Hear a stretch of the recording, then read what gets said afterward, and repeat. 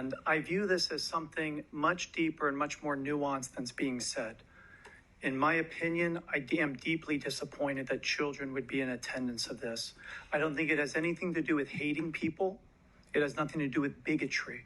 It has everything to do with protecting our children and making sure that they are raised with the values and the virtues that obviously built our country and I believe form the fabric of our community here.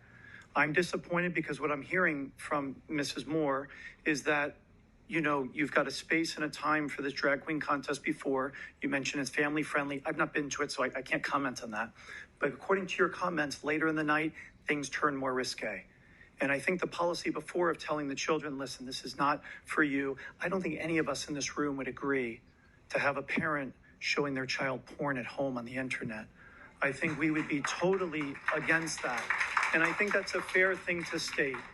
You know, it's not a matter of hating people. And I think, in my opinion, of pushing this into the corner of that polarizing victimhood is not helpful. And so in my opinion, I'm disappointed.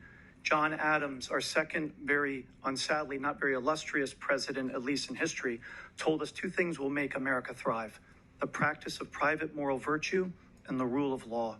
I believe that this is hitting away at that fabric of private moral virtue, and I believe this conversation is worth having. And it's not about calling those of us who strongly disagree with it as bigots and hatred and want to push people into corners. That's not true. I was a teacher for many years. I've been a pastor for years. I've welcomed every single person who's come to our church to hear the message of Christ. They're called in to change according to the gospel, not the gospel according to them. And I think we have the right to free speech every bit as much as anyone else. Thank you. Thank you.